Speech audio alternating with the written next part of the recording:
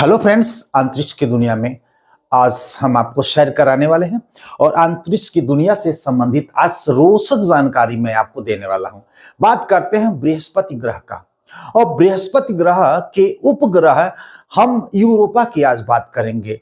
जो हमारे वैज्ञानिकों ने यह एक कल्पना किया है कि यूरोपा ग्रह पे एक बहुत ही बड़ा समुद्र है जहां पे जलीय जंतु और ऐसा भी कल्पना की जा रहा है कि वहां पे एलियंस की होने की संभावनाएं की जा रही है। तो उसी से संबंधित आज महत्वपूर्ण तथ्यों को हम जानने का प्रयास करेंगे। और ये देख सकते हैं कि जो ये बृहस्पति ग्रह है यह सूर्य की परिक्रमा कर रहा है और यह बृहस्पति ग्रह के जो उपग्रह हैं वो उनका परिक्रमा करते हैं, यानी बृहस्पति के जो चांद हैं वैसे वो उनका परिक्रमा करते हैं जिस तरह से बृहस्पति सूर्य की परिक्रमा करते हैं।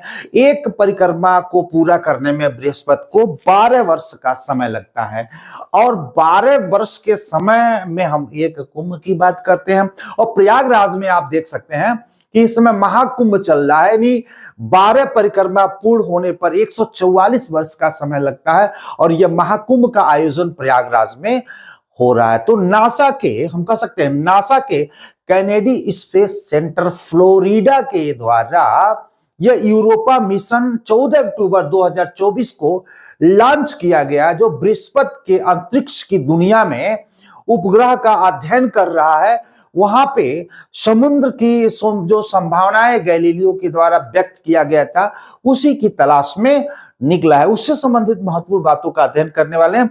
आइए हम आपको दिखाते हैं कैनेडी स्पेस सेंटर से फाल्कन हैवी रॉकेट के द्वारा जो लॉन्च किया गया यूरोपा क्लिपर मिशन, उसका भी हम आपको वीडियो दिखाने वाले हैं। और ये जो आपके सामने दिख रहा है वो कैनेडी स्पेस सेंटर फ्लोरिडा है, जहां पे फाल्कन हैवी रॉकेट के द्वारा यूरोपा क्लिपर मिशन को अंजाम दिया जा रहा है। ये आपके सामने देख रहे हैं वीडियो है और ये अंतरिक्ष की दुनिया में यह समुद्र की खोज करने के लिए यह निकल चुका है। और इससे संबंधित आज हम इस ग्रह को लेकर के मैं चल रहा हूं, इससे संबंधित आज महत्वपूर्ण जानकारी हम आपको देने वाले हैं। ये आप देख सकते हैं 2034 में अपनी प्रक्रिया पूरा करेगा, 2030 में तो पहुंचेगा लेकिन 2034 में इसका पूरा मिशन पूरा होगा। तो आपने एक वीडियो क्लिप के द्वारा हमने आपको सोलर सिस्टम और बृहस्पति ग्रह का वीडियो के साथ साथ मैं फ्लोरिडा के हम कह सकते हैं कि नासा का जो फ्लोरिडा सेंटर है उसका भी हमने आपको एक क्लिप दिखाया, जो Kennedy space centre Florida America में स्थित है। उसी सेंटर से फाल्कन हैवी रॉकेट के द्वारा इसे लॉन्च किया गया। तो आज हम यहाँ पे देखेंगे, आज यहाँ देखेंगे यूरोपा क्लिपर मिशन, जो अमेरिका के नासा अंतरिक्ष संस्थान के द्वारा 14 अक्टूबर 2024 को, यानी बृहस्पति ग्रह, ये देख सकते हैं बृहस्पति ग्रह के जो मून है, चांद है, जिसको उपग्रह हम कह सकते हैं, उस उपग्रह का अध्ययन करने के लिए यानी 14 अक्टूबर 2024 को नासा के द्वारा यूरोपा क्लिपर मिशन का एक सफल परीक्षण किया गया। जो यूरोपा ग्रह पे वो जा करके वहां पे जीव जंतु और समुद्र की तलाश करेगा, क्या वहां पे जीवन संभव है उसका अध्ययन करेगा। तो आइए हम सबसे पहले बता दें, जो बृहस्पति ग्रह जिसको हम जुपिटर बोलते हैं उसके 79 उपग्रह है। कहीं आप देख सकते हैं कि इनके ग्रहों की संख्या घटती बढ़ती रहती है क्योंकि नए नए खोज होते रहते हैं। तो कभी बृहस्पति के ग्रहों की संख्या अधिक हो जाती है तो कभी शनि के ग्रहों की संख्या अधिक हो जाती है। तो यहाँ पे समझिए कि फिक्स नहीं है, इनकी संख्या घटती और बढ़ती रहती है। तो हम जुपिटर के जो मून्स का अध्ययन करने वाले, ये आप देख सकते हैं उसका एक फिक है। और ये जो छोटे छोटे आप देख रहे हैं ना, ये मान लीजिए ये इनके मून्स हैं। तो ये इनकी संख्या में कमी और वृद्धि होती रहती है। हम आप बात करते हैं यूरोपा ग्रह के मून्स जो है 4 इनके प्रमुख हैं, यानी जो 4 बड़े बड़े मून्स हैं, चंद्रमा है, जो इनका चक्र लगाता है, उन चारों की हम बात आज यहाँ पे करते हैं। जो गैनीमोड है और कैलिस्टो है, लो है जिसको हम आयो के भी नाम से जानते हैं, और यूरोपा। मैं खास करके इस यूरोपा मोन्स का ही आज अध्ययन करने वाले हैं। और मैं आपको बताया कि जो यह बृहस्पति जुपिटर ग्रह है वो सूर्य का एक परिक्रमा करने में 12 वर्ष का समय लगता है, और ये सारे जो मोन्स है, उपग्रह है, वो इनकी परिक्रमा करते हैं, जिसमें हम यूरोपा की आज बात करने वाले हैं। तो यूरोपा से संबंधित आज महत्वपूर्ण जानकारी आपको मैं बता दूं, ये चारों उपग्रह है। ये बृहस्पति ग्रह देख सकते हैं, और बृहस्पति के चारों आपके उपग्रह सामने हम दिखा रहे हैं। ये आपका यूरोपा है, ये हम कह सकते हैं लो, जिसको आयो बोलते हैं। ये गैनीमोड है, और इसको बोलते हैं कैलिस्टो। ये चारों उपग्रह का हमने आपका यहाँ पे जिक्र किया एक फिक के साथ। और आगे हम चलते हैं जो इससे संबंधित महत्वपूर्ण जानकारी आपको देने वाले। मैं आपको बता दूं कि जो यह हम कह सकते हैं बृहस्पति के जो 4 मून है, जुपिटर्स के जो 4 मून्स हैं या चंद्रमा है, उसका खोज 1610 ईस्वी में जो इटालियन खगोल शास्त्री गैलीलियो गैलीली ने 1610 ईस्वी में ही यूरोपा की खोज की थी। आपने, ये आपका फिगर है जो हम कह सकते हैं खगोल शास्त्री इटालियन के गैलीलियो गैलीली है, आपके द्वारा इसका खोज किया गया था, और 1610 में ही। आइए और भी हम देखते हैं इसमें क्या रहस्य। आज हम बात करते हैं कि इसी नासा सेंटर के द्वारा नेशनल जो एरोनॉटिक्स एंड स्पेस जो एडमिनिस्ट्रेशन है, नासा के द्वारा जो ये काम करना 1 अक्टूबर 1998 से शुरू कर दिया। यानी नासा अपना जो काम करना 1 अक्टूबर 1958 से शुरू किया। यही कैनेडी स्पेस सेंटर में आज इसका फिगर भी दिखा दूं। ये आपका कैनेडी स्पेस सेंटर फ्लोरिडा है जो अमेरिका में स्थित है, और मैं इसका थोड़ा सा हवाई मार्ग का खींचा हुआ दृश्य ये देखे, कैनेडी स्पेस सेंटर फ्लोरिडा जो अमेरिका में स्थित है। यहीं से समझिए कि एक स्पेस लॉन्च किया गया, और मैं उसको दिखा दे रहा हूं। यहाँ पे देखेंगे जो फाल्कन हैवी रॉकेट के द्वारा, यानी फाल्कन हैवी रॉकेट के द्वारा यह लॉन्च किया जा रहा है, जिसको हम बोलते हैं यूरोपा क्लीपर मिशन, जो पूरी तरह से सोलर सिस्टम पे आधारित है। वो एक बास्केटबॉल के, यानी बास्केटबॉल के ये फील्ड के बराबर इसकी मतलब एक आकृति बनाई गई, जो सबसे बड़ा अंतरिक्ष मिशन हम कह सकते हैं, जो दूसरे ग्रह के अंतरिक्ष की दुनिया में इसे भेजा गया है जीव जंतु और समुद्र की तलाश में। गैलीलियो ने 1610 में ही एक कल्पना किया था कि यूरोपा ग्रह पे यानी भारी मात्रा में पृथ्वी से 2 गुना जल की मात्रा वहां पे उपलब्ध है। ये है आपका जुपिटर, ये आप देख सकते हैं इसके मून्स है, और ये इसी की हम बात करने वाले हैं, यूरोपा की बात करने वाले हैं। नेक्स्ट चलते हैं। आप देख सकते हैं कि ये है आपका यूरोपा, और ये है आपका जुपिटर। हम इसी का अध्ययन करें, छोटे छोटे सारे मून्स इसी के जो इनकी परिक्रमा कर रहे हैं। इसमें 4 मून्स जो हैं बड़े बड़े हैं, जिसका हमने आपका जिक्र किया, तो ये यहाँ परिक्रमा करने वाले हैं। आइए आगे चलते हैं। ये हम आपको बता दें कि जो यूरोपा उपग्रह है, यूरोपा उपग्रह में कई लेयर हैं। कई लेयर का हम पहले अध्ययन कर लेते, फिर मैं आपको यहाँ पे लेकर आ रहा हूं।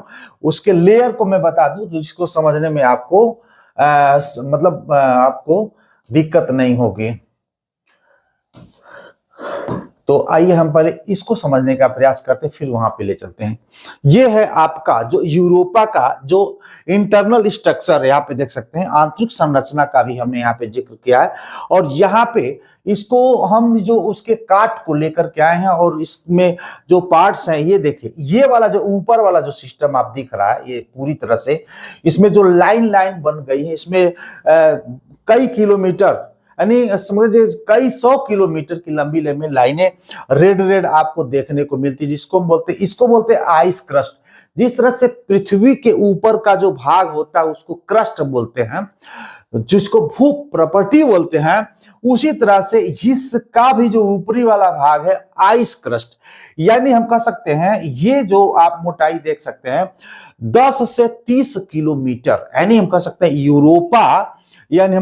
जो यूरोपा है यह 10 से 30 किलोमीटर जो ये मोटा, यह समझिए कि आइस यानी बर्फ की चादर से वो पूरा उसका जो ऊपरी आवरण है वो बर्फ की चादर से ढका हुआ है।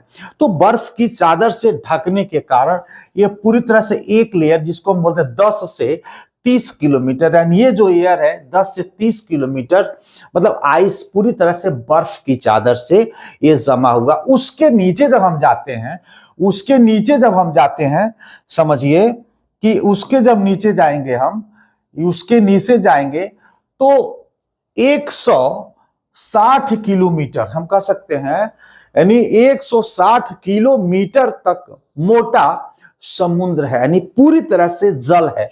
यहाँ पे देखेंगे जो नीला वाला भाग दिखाई दे रहा है, ये नीला वाला जो भाग दिखाई दे रहा है ये समुद्र है, यानी हम कह सकते हैं बर्फ के नीचे पूरी तरह से एक मोटा 160 किलोमीटर मोटा समुद्र ने पूरी तरह से वो जल भरा हुआ है। उसी का हम अध्ययन आज करने वाले हैं।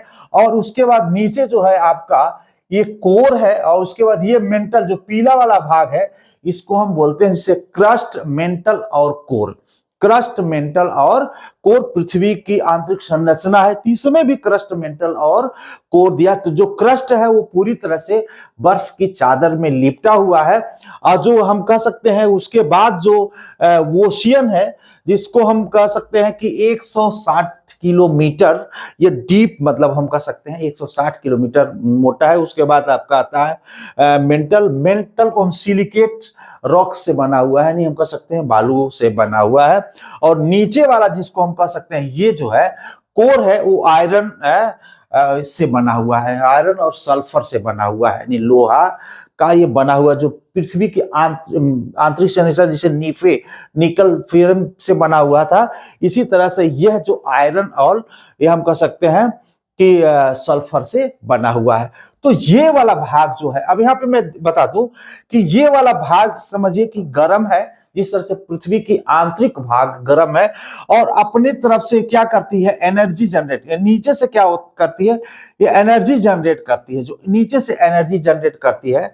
और एनर्जी जनरेट करने के कारण ये वाला जो भाग है वो पूरी तरह से जलीय है।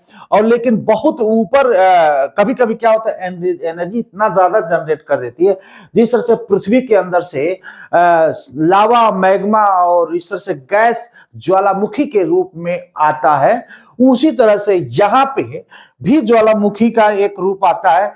तो जिसमें यहाँ पे लावा, मैग्मा, गैस नहीं निकलता है, ये पानी के फव्वारे निकलते हैं। ये जो समुद्र है 160 किलोमीटर जिसकी मोटाई है, उसके नीचे हम कह सकते हैं कि ये आपका है सिलिकेट रॉक्स है, और उसके बाद आयरन है, सल्फर है। और इसके हीट से समझिए कि जब ये यहाँ से एनर्जी निकलती है, हीट निकलता है, तो ये जो समुद्र, एक मोटा सा एक समुद्र है, वो तो पूरी तरह से गर्म रहता, गर्म रहने के कारण वो लिक्विड अवस्था में होता है। लेकिन ऊपरी भाग, क्योंकि टेम्परेचर 160 सेंटीग्रेड माइनस से 220 सेंटीग्रेड माइनस में तापमान होता है, इसलिए ऊपरी जो परत है ये पूरी तरह से बर्फ की चादर से लिपट जाता है। और मैं आपको बता दूं, यहाँ पे फिर से लेके चलता हूं, वहीं आपको यहाँ पे लेकर चलता हूं। ये आप देखेंगे, ये देखेंगे, ये पूरी तरह से जो एक परत है वो क्या है, ये समुद्र है। ये जो ये परत का है आपका, ये समुद्र है। और ये ऊपर वाला जो परत है आपका, ये बर्फ है, ये बर्फ है। समुद्र की जो मोटाई हम कम से कम 160 किलोमीटर है। और इसके नीचे वाला जो भाग है समझिए, यह आपका सिलिकेट्स है, और नीचे, उसके नीचे हम कह सकते हैं कि आयरन और सल्फर है।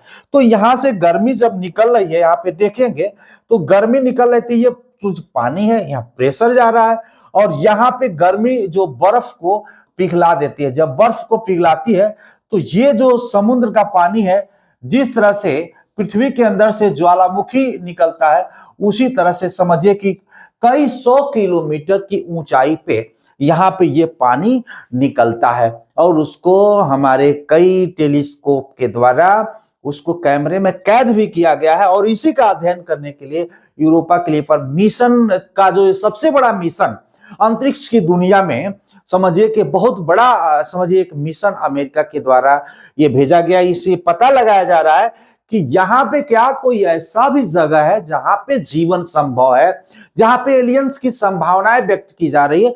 तो उसी का हम अध्ययन करा रहे हैं आज। यूरोपा क्लिपर मिशन का आप देख सकते हैं।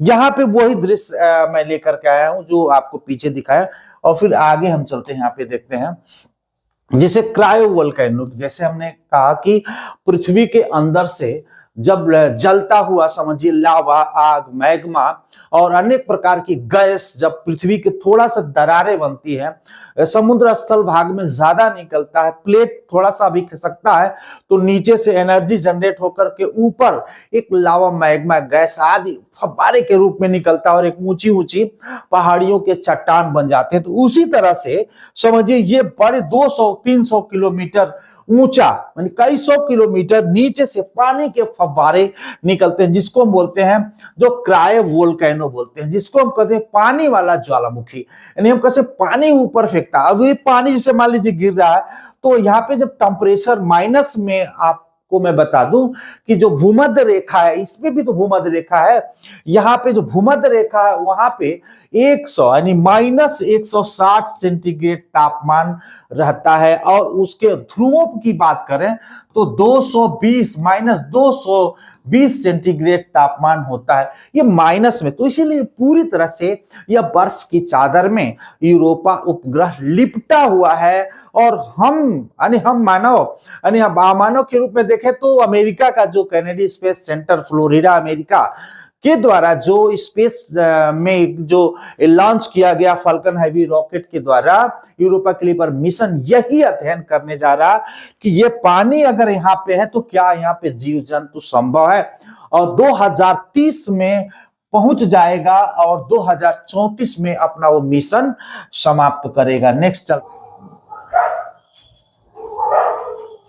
बात करते हैं कि यूरोपा, हम कह सकते हैं यूरोपा ग्रह के चारों तरफ ऑक्सीजन गैस का पतला वायुमंडल स्थित है, यानी ये यूरोपा ग्रह है और इसके चारों तरफ हम बात करते हैं तो यह एक, यानी ऑक्सीजन, हम कह सकते हैं जो ऑक्सीजन O2 कहते हैं, ऑक्सीजन गैस का यह एक पतला लेयर है, बहुत मोटा लेयर नहीं है, यह एक बहुत पतला लेयर है।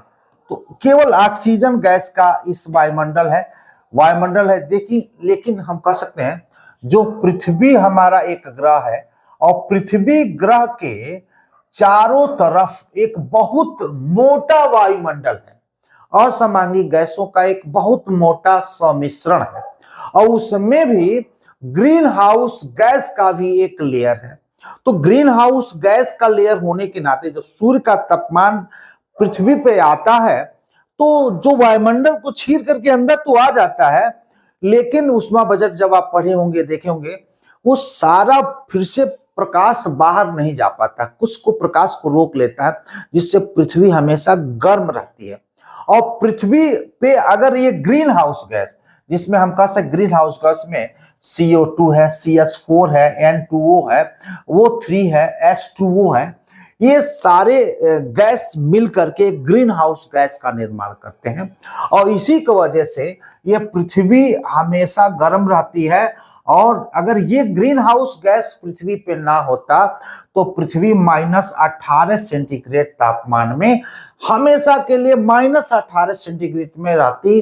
ध्रुवों पे और अभी भी माइनस में होता है, लेकिन सारे मतलब सब जगह जहां पे न्यूनतम है, छोड़ दीजिए, एक नॉर्मल एवरेज की बात मैं करूं 18 सेंटीग्रेड माइनस में तापमान होता है, लेकिन ग्रीन हाउस गैस होने के कारण यह माइनस में तापमान हर जगह नहीं जाता है। उसी तरह हम बात करते हैं यूरोपा का। यहाँ पे जो भूमध्य रेखा है, यहाँ पे समझिए कि 160 सेंटीग्रेड माइनस में तापमान रहता है। अगर यही ध्रुवों की बात करें तो -220 सेंटीग्रेड तापमान माइनस में रहता है। और यहाँ पे चूंकि ऑक्सीजन गैस का लेयर है, ग्रीन हाउस गैस का लेयर न होने के कारण जहां पे यह जो हमेशा यह माइनस में डूबा रहता है, इसी कारण इसका जो ऊपरी लेयर है पूरी तरह से आप देख सकते हैं बर्फ की चादर में लिपटा हुआ है। चलते हैं, इसमें देख सकते हैं थोड़ी सी इसकी जानकारी हम आपको बता दें। ये 2.9 बिलियन किलोमीटर, यानी हम कह सकते हैं यह हमारे पृथ्वी से 2.9 बिलियन किलोमीटर दूरी तय करने के बाद अप्रैल 2030 में बृहस्पति ग्रह तक पहुंचेगा, यानी बृहस्पति ग्रह की दुनिया में वो पहुंचेगा, उसके अंतरिक्ष में पहुंचेगा। यह अंतरिक्ष यान बृहस्पति की कक्षा में प्रवेश करने के बाद अपने मुख्य मिशन के दौरान 49 बार, यानी हम कह सकते हैं यह जो बृहस्पति के अंतरिक्ष में जो पहुंच जाएगा, वह उस अंतरिक्ष से इस यूरोपा के निकट यानी 49 बार ये उड़ान भरकर उसका निरीक्षण करेगा और इसका मुख्य मिशन 2034 में समाप्त हो जाएगा। जो सोलर सिस्टम से यह जनरेट है और सोलर एनर्जी से यह चार्ज भी होता रहेगा और अपना काम भी करता रहेगा। तो आप सोच लीजिए 14 अक्टूबर 2024 को अमेरिका के द्वारा लॉन्च किया गया और यह 2030 में वहां की कक्षा में पहुंचेगा और 49 बार यह यूरोपा के करीब जाकर के उसका अध्ययन करेगा और इसका मिशन 2034 में समाप्त होगा। तो आज के लिए इतना ही और नेक्स्ट वीडियो के लिए हम जल्दी ही आएंगे। तो आज के लिए इतना ही, धन्यवाद।